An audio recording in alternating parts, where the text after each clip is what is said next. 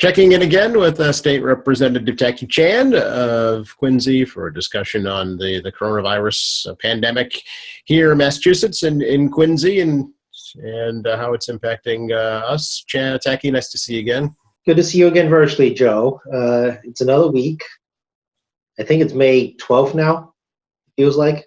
That's where we're standing at, right now. And we're looking at, possibly to start some new guidelines for reopening next week. What did you think of the governor's plan?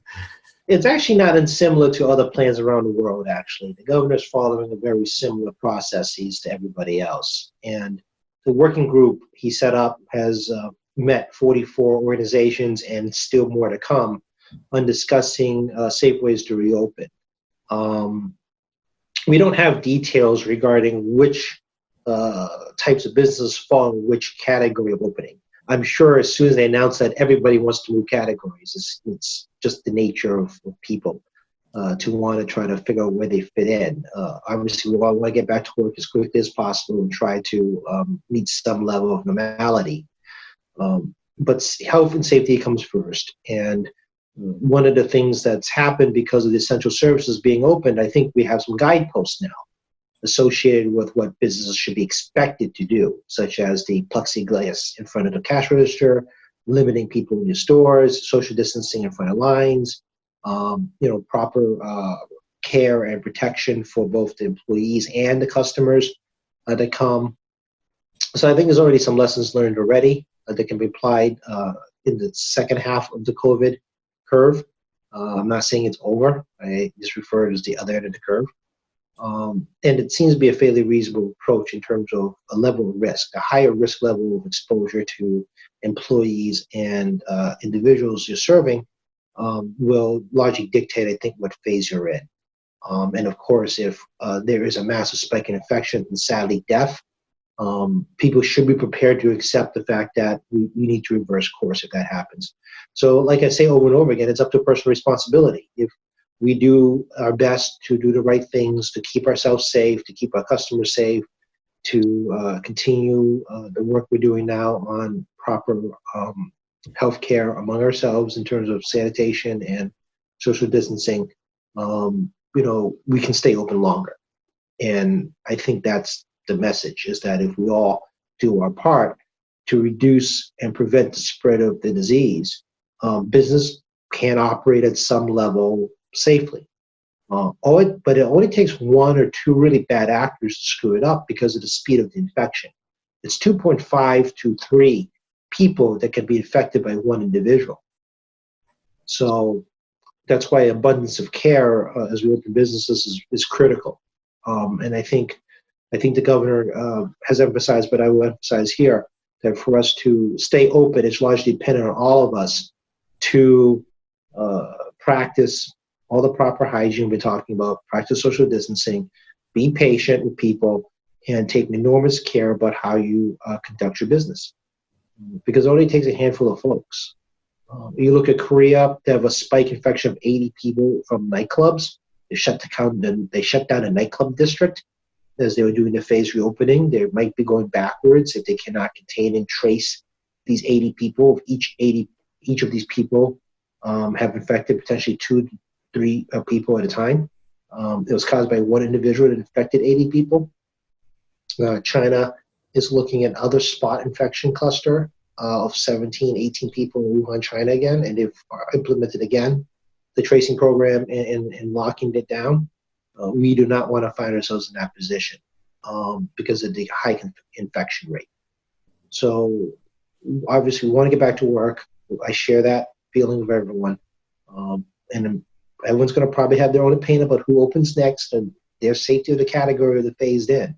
But I think people need to understand and do not underestimate the contagious nature of the disease and how quickly it can spread, and only we can prevent the spreading. Do you think that once a vaccine is developed, then some of the guidelines can be relaxed, or does that have to continue? Well, it's two things that they're talking about on the news constantly, right? One is whether we achieve herd immunity, where we have a natural antibody development that allows us to fight the disease, but we don't know if that's a permanent solution or a temporary solution to fighting disease. Our body does relax itself from fighting diseases if it doesn't have to fight a disease anymore. It'll stop remembering how to fight a disease. That's why we have vaccines, and we have boosters for vaccines to keep reminding our body that this is a disease that we should continue to be in the vigilance for to fight. If herd immunity exists, which means that there's a sufficient percentage of the population that is immune, that shields the remainder that isn't immune from contracting the virus, I mean, we can return to a closer norm. But a vaccine or proper therapeutic care that we know will work is the final solution to returning to life to what it was before. That being said, you don't know what's going to happen next. Does the disease mutate? Will there be another respiratory disease of a similar type of the coronavirus coming down the road? We don't know. But all we can do is try to do what we can now and work our way through this a little bit at a time. And people who are going to get impatient and potentially put people at risk only sets us backwards. So, from the very onset, it's a personal responsibility. We didn't implement martial law. I don't think people understand what martial law looks like when people arrest you on the street and bring you into your home and drop you off or put you in jail like they do in Russia. China's lockdown prevented anybody from traveling at all. Italy kept people in their homes. France were issuing citations on the street. They're still breaking up public gatherings in European countries. Sometimes less friendly than just saying, please move along. So this has been very much a voluntary effort in the United States, and we're asking people to take personal responsibility here. Have you been surprised, Techie, at the death toll here in Massachusetts? Is that kind of what was anticipated, or is it higher or lower? Do you know? Well, at the onset of this, my statement to everyone was that if we keep it to 2,500 or less, that's considered a win, and that didn't happen. And this revolves around testing again. So the more we test, the more we know if you were directly related to this disease or your death and hospitalizations. That's why the test counts around the world a little bit tricky to understand. So as people have heard from Mayor Cuomo, they believe they've undercounted the deaths because that doesn't include people that died at home. So if you died en route or you died at home, I'm sorry to tell people this, but a test kit right now helps the living. Given the fact at the time of the crises in New York, they didn't have a lot of test kits available. So honestly, you're going to use a test kit on someone that's alive to try to save their life to identify a treatment, or you're going to use someone that's passed away, which doesn't really help the person that passed away. Right. And I personally believe, and given what we see in New York and other countries right now, that there is going to be a level of undercounting. So do I think the death rate is going to be this high? I'm not an immunologist, so I can't tell you if I expected this, but I expected that the longer this went in the infection rate going up, the death rate would follow the infection rate. Yeah.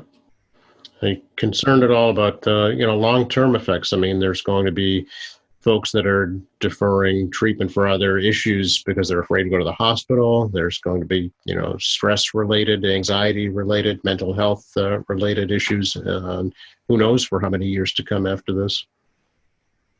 No, agreed. Trust me, I'm suffering the same stress as everybody else that's listening. And I've been in the same position as well. I looked at my calendar and didn't realize the last time I was in Boston was March 17th. And we've pretty much been shut in since that week. So, there's that unusual situation where we are now afraid of our neighbors because our neighbors could be carriers. It's a very unusual feeling. And we're brought up as a society and as a people where people run to help other people. We can't run to help other people because you could be putting yourself at risk. That will put you in a position not to help you. It's like the whole thing in airplanes. They tell you to put your your oxygen mask on first. Right. Because if you're able to breathe, you can help the person next to you put their mask on first. But their instinct is that we got to help you before you help me. I think the majority of us think that way. But this is kind of different. I have to be able to help me keep myself safe so I can help keep you safe. Right. And that's going to create a lot of anxiety among us and how we socialize and spend time with people. And yes, there are going to be mental health issues. My Facebook has a lot of information about mental health and domestic violence hotline numbers that are valuable to all of us, and try to maintain a degree of physical activity and proper eating, and try to get your mind off the coronavirus with alternative news out there. Well, not alternative news, more like alternative entertainment, I think is the better way to put it. But it's going to continue after this is over. Physically, I've seen on the news, and I think others as well, that this is like a very nasty, nasty pneumonia flu. The body still needs time to recover after you get out of the danger zone. That can still take weeks, depending on the circumstance. And then even that, you have a mental health impact because you've just been wiped out. And I mean, I've already heard of friends who are on the respirators with COVID-19, and their family and loved ones have also passed away. Mm-hmm. And you weren't there for them on their, you went there to say goodbye. And there's that psychological component too. Right.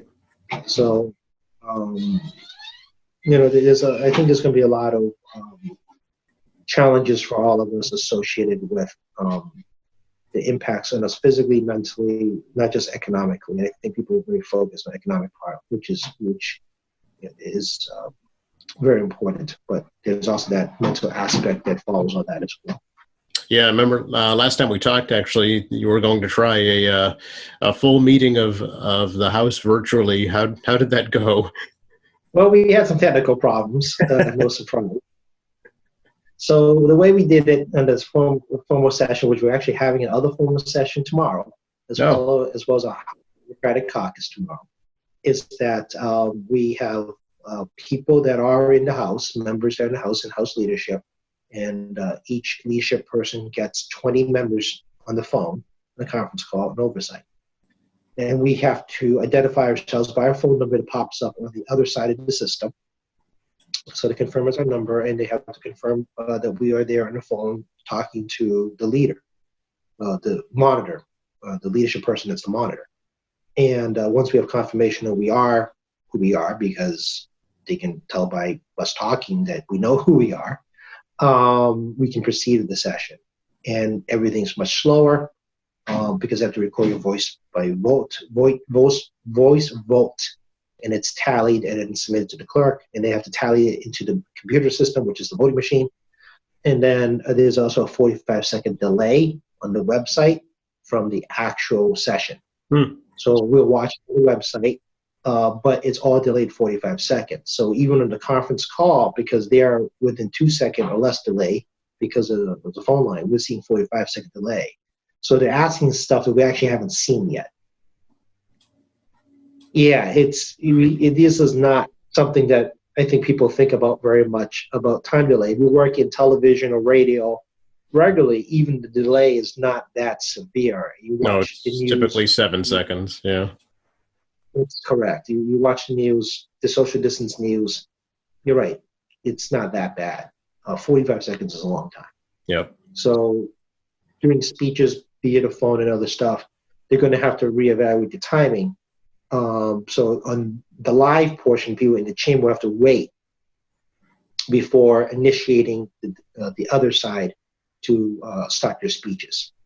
So it's like a weird choreography problem, right? You gotta be able to let people know when to go. Otherwise, you get feedback, which is what happened last time. The feedback, which causes problems to understand what's going on when we're watching the session, and make arrangements of how to ask questions and other things. And they going to have to install some separate phone lines also into the chamber for the monitors, so members can call from a landline into the chamber if they have a separate issue that isn't part of a conference call. So we're trying, and we're texting into the chamber also. So we're going to try this again tomorrow.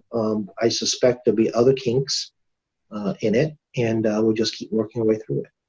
Yeah. So tomorrow we're going to enact the bill that I talked about last week about short-term borrowing, to authorize short-term borrowing. Next cycle, we collect our July 15 tax returns for fiscal year 20. We can pay off those short-term borrowings to get through fiscal year 20. We're going to engage in a caucus to discuss an information technology bond bill, Given the current virtual circumstances, I don't know if people realize, but we do not have the best technology in the House of Representatives and the Senate, nor do we have the best in many parts of our government. We are a state that has not made that massive investment in that area in recent times. Like, I only got Wi-Fi less than 4 years ago. Wow. I mean, yeah, I mean, you know, and State House is a concrete building with a lot of granite and steel and marble, and it's actually pretty tricky to do Wi-Fi. So we're going to be discussing again about doing some kind of bond bill for technology as part of the long-term issue associated with remote work.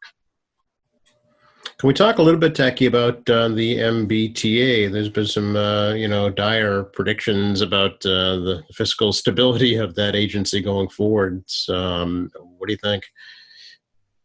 Well, the MBTA budget is composed of multiple components, so I think people don't realize it's not driven by fares 100%. Fares is actually a significant portion, but it doesn't represent the majority of the funding. A lot of the funding actually comes from the federal government as well as the state sales tax. They get 1 penny of the state sales tax. So the 6.25% sales tax, 1 penny of that goes to the MBTA, or 1%. And then they get the assessments against the cities and towns, plus they have advertising dollars, as you've seen in the T and the billboards and all the other stuff. And then they have the fares. And like I said, the fares isn't the super majority of the code cuts. It's largely subsidized by everything else. So if you're paying private sector costs for the MBTA, you wouldn't be paying a couple bucks a ride. You'd be paying like $15 a ride, one way on the T. That gives you the size of the subsidy. So the T's challenge has always been the same as everywhere else. Your costs continue to rise. You have to pay for utilities, which is the biggest user of electricity in the state. They have to pay, obviously, workers' fees costs, bond costs, transportation, and the bonding comes with debt service, and so forth and so forth.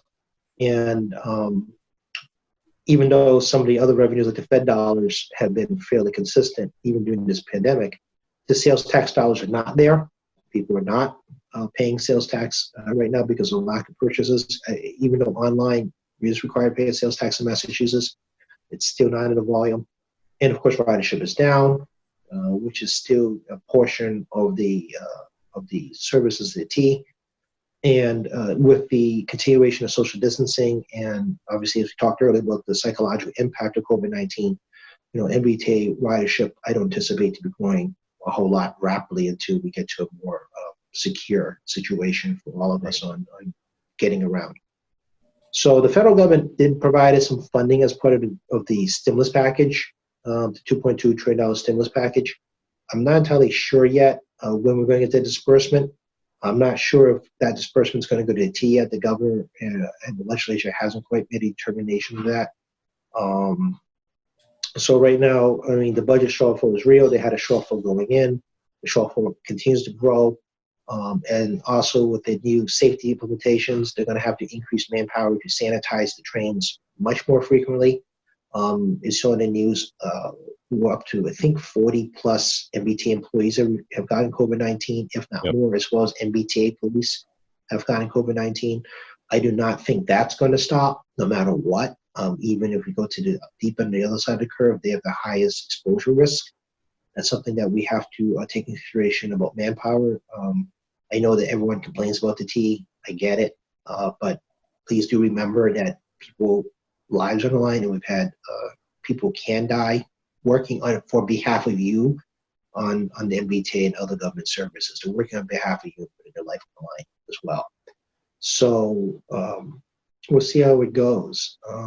A lot of the stuff we're doing is kind of a day by day as we go along, and we'll have other major service issues like Medicare, Medicaid. There'll be an uptick of that because of unemployment has risen. The unemployment trust fund I talked about has taken a huge impact because of the expansion of the program. We're going to see more need for SNAP food stamp services coming down the pipe also. So when we need the most is when we receive the least tax revenue. Right. And that's just the reality of where we are. Yeah. So people are like, oh, you can cut services. Well, we're probably going to look at furloughs, unfortunately. We're probably looking at some layoffs too. the reality is that every time you lay someone off, it's less person-due services that you're asking for. And the reality is the Medicare, Medicaid budget is over 30% of our state budget, and we add another $1 billion to that because of the unemployment rate. That just eats up the other side of direct service we can provide. And I'm not sure how the UMass system is going to continue right now either, because they're going to go virtual programming. And if you're a university that's heavily dependent on international students, you've got a problem, whether it be public or private. Because the idea of having to do a 14-day quarantine, which has not been an official position yet, but I suspect they're going to be talking about quarantine periods, people coming into the country, because going to other countries have a quarantine period already on arrival. That's 14 days more of expenses. Mm-hmm. But that's not insignificant. And then you try to go home, that's 14 days on the other side. Right. That's a month of your life in quarantine out of 12 months. So, I mean, that's not insignificant for people. So it's going to hamper our ability to do business, traveling overseas. It's going to hamper international students. It's going to kill tourism. Who wants to go visit someplace and spend 14 days in a hotel room? Right. And it's just coming here. It's going over there. So certain industries like travel industry, one of our major businesses that we collect tax revenue from them and provide jobs and payroll taxes, it's going to be tough. It includes like livery services, bus tours. How do you do proper safety on things like bus tours? Right here in Quincy, the Adams Park will take a hit. It's not even open yet, so that remains to be seen too. Absolutely. And of course, conventions and everything else. So a lot of stuff, the T depends on, tourism. The T depends on the convention centers. It's just not, us going to work every day using the T. It's all these other people that come in from out of state, other countries to do conferences and tourism and visiting. They use the MBTA as well. Sure. So to give an idea of this kind of ripple effect on COVID-19, people will talk about, travel and all that, but it also includes all the businesses that, use tourism or out-of-state dollars that you don't pay those taxes on because someone else is paying for us. Like car rentals, huge impact on that. Affects our tax revenue, impacts their businesses, all that stuff. Uber drivers, you saw 3,500 people laid off from Uber's administrative headquarters, customer service, because of decline of 50% usage. And ride sharing, again, different kind of public safety issue, which means the cabs companies are doing much better. Right. The ripple effect of COVID-19 is enormous. And we start really thinking about all these front-facing businesses. And we talked earlier about the phase, where you fit in those phases. It gets pretty crazy, like cell phones. All right. People like to buy the cell phones online, but I actually like to touch my cell phone and use it before I buy it online. Right. And start trying to transfer data. That's a front-facing business, and you're touching cell phones. I know Carvana is talking about buying cars online. Great, but 7-day return policy, that the car's used as soon as you give it back to them. So it's got to be a catch here. But in terms of trying a car out, you got to go to a dealership or use a car. You have to sanitize the cars. You have to take proper procedures before you can buy or lease the car. Or even a rental car. Are you comfortable getting into a car with a potential virus lingering around? And those companies have to create sanitation methods to ensure that customer safety. Right. What do you think about home delivery of marijuana, Jackie? I know that's being tossed around right now. Yeah, medical marijuana actually does allow home delivery. There is a regulatory process for that. And the Cannabis Control Commission also has a regulatory process for home delivery marijuana. I have to be honest, I'm not up to date on where they are in that. I've not been paying too much attention on home delivery. But I suspect it's something you might have to take a strong look at as part of this. And like pharmaceuticals and other things, the question, of course, security on the receiving end. For example, my mom receives her cancer medication now because I can't pick it up at Tufts Medical Center in person. The FedEx does need to see someone actually get their meds, confirm it is an adult, confirm it is the place it's supposed to be at. Right. So it's very involved. Again, another front-facing business. How do you scan my driver's license? How do you see my driver's license from 6 feet away? Can you confirm that? Right. Another front-facing business. So, all forms of delivery, we have to, figure out how to do this. And like I said, the PPE becomes a different issue as well, where, I talked this with a friend last night, where you got obviously a priority, healthcare workers, hospitals, community health centers, urgent care, EMTs priority. But then there's the rest of us below the direct impact healthcare workers, right? Mhm. Who's going to need masks, sanitize equipment. I mean, how are we going to get a box of Clorox wipes if you don't have Clorox wipes? What is an acceptable substitute for that?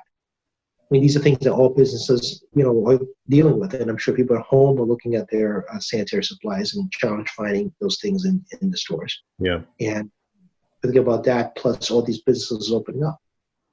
Curious to get your take on how this is going to impact the insurance industry. I'm sure you're familiar with the lawsuit filed by Legal Seafoods against their insurer, but in a bigger scheme of things, should insurance companies be helping businesses that have been affected by this? Yeah, the insurance industry is not designed for this. I mean, this is not your typical act of God where it's all really Mother Nature trying to get at us in a different way, where you have a tree, a hurricane. Even if it's a power line outage, the utility companies have insurance regarding recovery against utility companies. It isn't like a slip and fall or employee workplace accident issue. This is totally different. And the issue with Legal Seafoods, if I understand this, and I'm not claiming I understand this, if I understand based on what I saw in a news report, it's regarding what defines as act of God type situation, and an exemption specifically for pandemics or medically related things like this. So, unfortunately, you actually have to look at your insurance contract and determine whether or not the contract actually covers this type of circumstance. I'm going to bet most of us would not think about this because none of us could have ever anticipated this type of medical situation. Right. Because insurance companies are trying to anticipate things that they will have to pay out for. This is something that anyone saw. So a lot of this stuff is still going to be directly related between the consumer and the industry via contract. Whether the state or federal government's going to get involved in this, I can't speak to that right now. I do not know. But we'll see how it plays out. Same thing on refunds. The Attorney General has reminded everybody that always work with the person in the refunds. Try to do your best. It is partially contract driven as well. We have a contract, the different case of a refund policy works.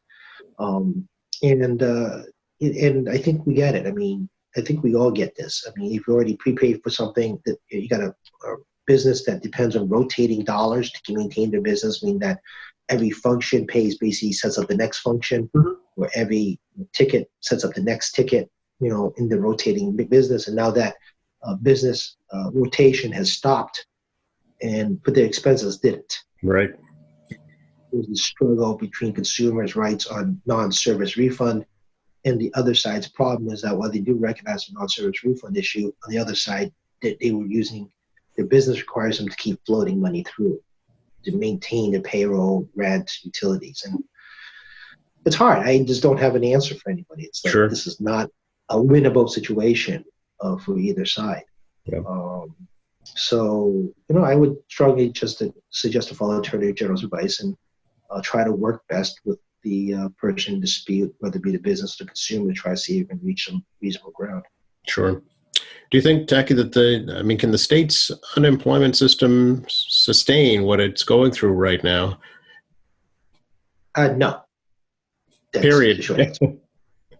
The economists from earlier March told us that the unemployment rate, unemployment payout on a trust fund is about, I think, $1.4 trillion. Bigger number, over $4 trillion to pay payroll. Give you an idea of the size of payroll in the state. The trust fund had $1.7 trillion. So we got a problem. Yeah. And yes, well, how come it's not enough money? Well, let me explain how come there wasn't enough money. One, the way the unemployment trust fund works is that as the economy gets better, the payment by employers and employee payroll taxes go up. So as the economy improves, your payroll goes up, it goes into trust fund. The legislature has consistently frozen the schedule rate for increasing that tax on employers and employees because the economy's good. People feel that they're being taxed too much because they don't hear anybody say they're not taxed too much, and it inhibits their business because it hurts them because they're growing, and more taxes only hurt them. So you should not increase the fund. Well, this is what happens when you don't pay your share higher during the bad times the good times, because now we hit the bad times and the fund isn't big enough. That being said, the feds also expanded the program to self-employed, contract workers, gig workers, part-time workers, workers that got employed but didn't pay the fund yet. Right. All those people never paid the unemployment trust fund ever. Or they didn't have enough time to pay into it because they were hired and then terminated. Right. So as a result, a big portion of that is also related to folks that have never paid into the system that now the state has to figure out how to pay for. So the rough estimates, like 57 to 60% of all people participating in unemployment fall in the traditional system. 40%-ish, give or take 5% or so, do not fall into the traditional system. Means they never paid into the system. Is it an important policy to do this? Absolutely, because of the nature of this pandemic is not like any other economic crisis. Yes, we should be doing this. So what is the solution? Well, the state's going to have to engage in long-term borrowing with the federal government to pay for unemployment trust fund. It's been done before. It's not new. But the volume of this amount is the biggest I think ever seen since we've trust fund. The federal government could step up and try to forgive portions of that trust fund debt. But right now the plan is to borrow against the federal government to fill the unemployment trust fund and then bake that into our future budget as part of our debt cost. That is the current solution. Mm-hmm. He said the federal government decides to provide more financial assistance to the states, that will change how we go about doing that. So yeah, these policies were necessary. We're going to shorten that cost. But again, like I said, it's a combination of issues regarding getting people to put more money into the trust fund when times are good. And then obviously we couldn't anticipate the federal expansion of the program. Right. Yeah. I'm curious, Taki, are you concerned at all about the way New England as a whole is kind of reopening? It seems to be kind of a patchwork array of processes. There was talk at one time of New England kind of teaming up and having a one main opening strategy, but now it seems to has splintered off into individual states. Yeah, I got this question yesterday too from neighbors about this. The governor's plan largely revolves around coordinated efforts to know what everyone's doing. Yeah. Not that we're all going to put them together at the same time. Okay. All states do not have the same pandemic level or crisis level. We're all in crises, but it's all different levels. All states don't have the same testing. We're like I said over and over again, we're probably one of the easily highest testers in the world. We're one of the highest in the country. And that gives us better data to let us start mapping projections and figure out our reopening. Watching other states do this gives an idea whether or not we should not do either, sadly. Right. We really should not. Looking at other people's suffering to determine what we're going to do. We really shouldn't.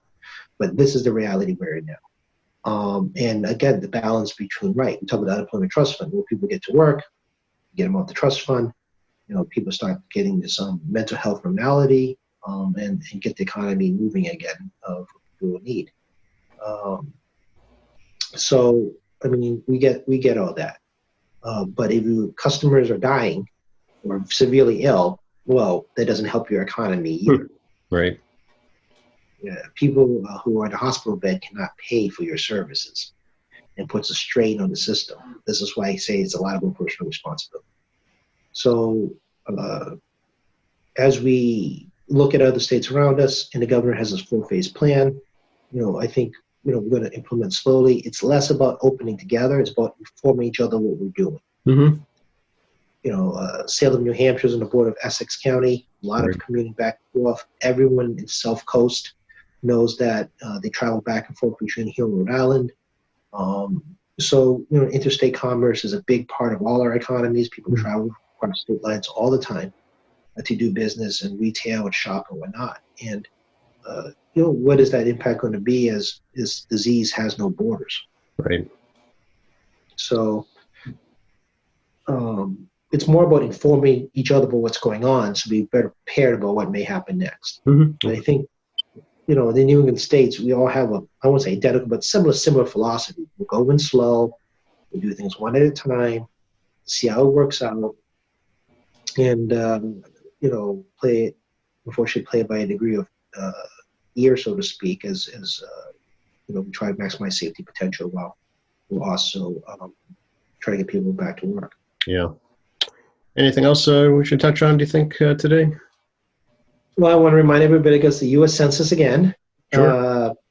We're doing good. We're just under 60% reporting, according to the U.S. Census website. We're doing well, but we still have a ways to go.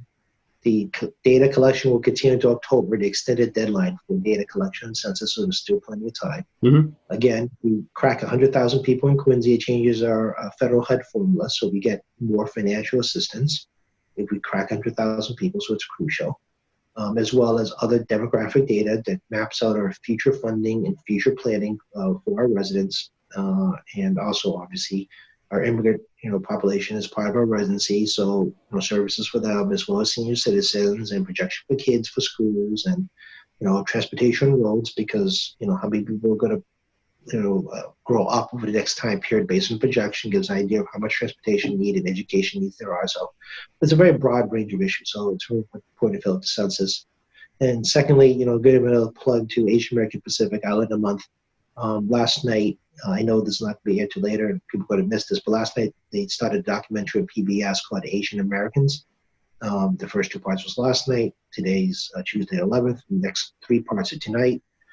But you go to PBS's website, there have a number of different shorts regarding Asian Americans' contributions and challenges in the United States that I encourage everybody to take a chance to look at if you would like to at the PBS website, and just search for Asian Americans. They'll come up. So a couple little plugs at the end of today's talk. Sure. Happy to do that. Yeah. How would folks reach out to you, Tacky? What's some good ways for them to do that? You can, of course, email at tacky.chan at mahouse.gov, mahous.gov, tacky.chan at mahouse.gov. You can look at my Facebook site. I do not encourage people to reach me through Facebook. The other mediums are much more secure and easier for me to find. But we post a lot of information up there, as well as on my website, that may not need you to call me if you're looking for certain pieces of information. Okay. So that will speed up the response for some issues. If you're looking for a phone number or trying to get update what's going on, the governor's website, the state website has a lot of information on there on COVID-19, as well as the legislation website regarding current activities. So if you're just looking for some phone numbers or whatnot, obviously you can there's other mediums you can use. We do encourage people to look at that those mediums to try to get updates. Okay, great. Good to talk to you. Hopefully we can do it in person again soon, but in the meantime, this will suffice. I hope to, as always, see you in person, and you're right. We'll keep doing this, and we'll contact you very soon, and we'll continue these little chats. Okay. Thanks so much, Tacky. Be well. You too. Be well. Be safe.